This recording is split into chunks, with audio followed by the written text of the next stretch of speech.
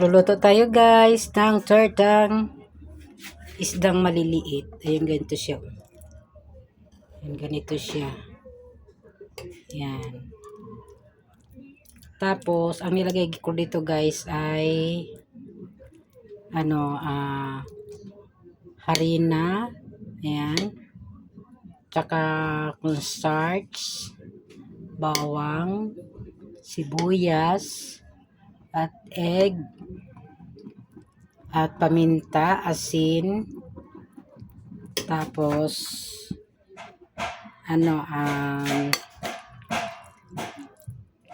bitchin. Yan siya.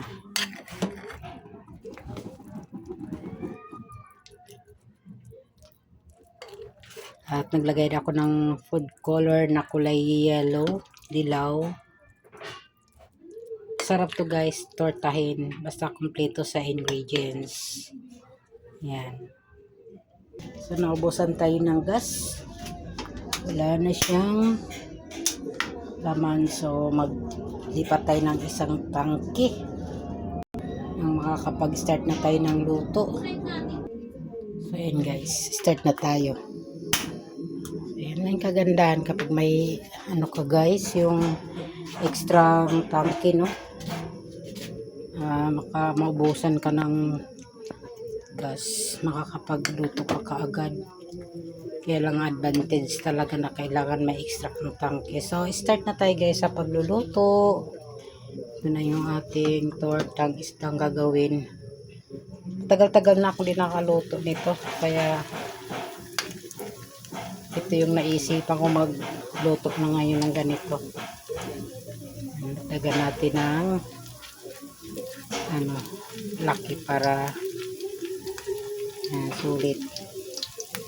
Tuan ko yung mga apo ko para maiba naman.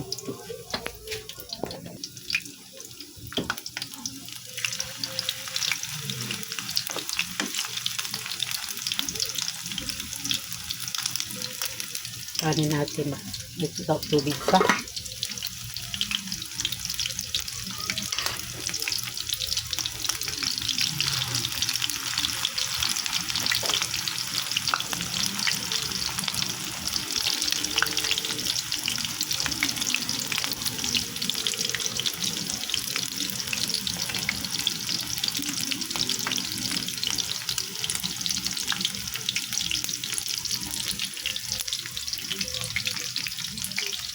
So, nagluto na yung anak ko guys ng kanin. So, 2 takal lang kinain niya. Kulang sa amin yun. Ilan kami? 7. Nagsaing ulit ako ng 2 takal. Mas maganda na lang yung sobra kaysa kulang.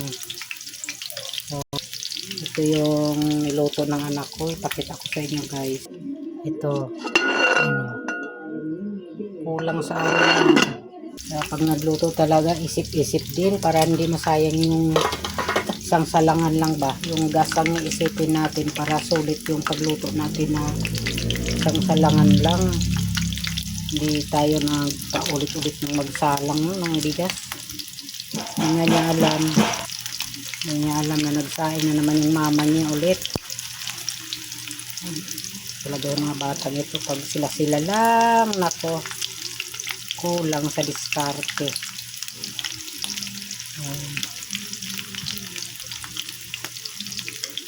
Guys, pag nagtorta, ako kasi naglalagay ng cornstarch para ay mag-crunchy yung ating niluto na piniritong torta. Kahit sa tortang talong, naglalagay ako ng konting cornstarch saka harina para siya, maganda yung dating. Ayan. So, yung gas namin guys, ito yung aking, naglalagay kasi ako ng palatandaan no? March 28 yung gas namin. So, naubos ngayon ng ngayon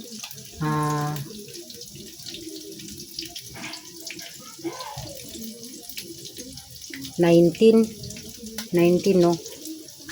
So, dito pa dapat. Dahil wala pang 2 buwan. 1, 2, 3, 4, 5, 6, 7, 8, 9. Ano lang, nasa 51, 52 days, 51 days. Wala pang 2 buwan.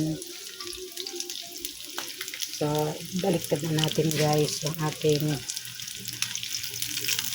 tortang isdang maliliit or okoy. Ang okoy kasi tawagin yung ano yung okoy na maliliit na hipon, yun ang pagkakaano ko yun, okoy tawagin ito, tortang maliliit na isda. So anong ulam nyo guys para maano ko rin kung ano yung ulam nyo, saka kung anong oras na yan dumaan sa inyo sa wall yung aking video, pakicomment ka lang guys. At kung saan man nakarating yung aking mga video, ano na lang din, comment sa baba guys. At kung nagustuhan ng aking video guys, like, comment and share na rin. At subscribe ng ating account guys. Tapos minsan yung kapitbahay natin ay ginagawa, kaya ito medyo may ingay ng konti. Lapit na maluto.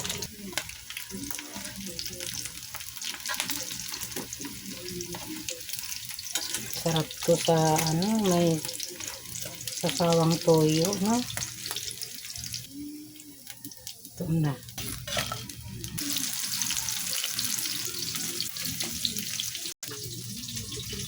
So guys, naluluto na rin yung ating pangalawang salang.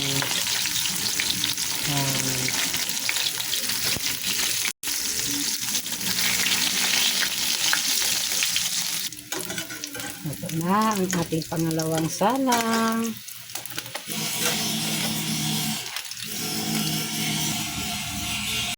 Luto na guys yung ating pangatlong salang. Ayan ang ating tortang isdang maliliit. Yummy guys. Kain po tayo. Okay na to.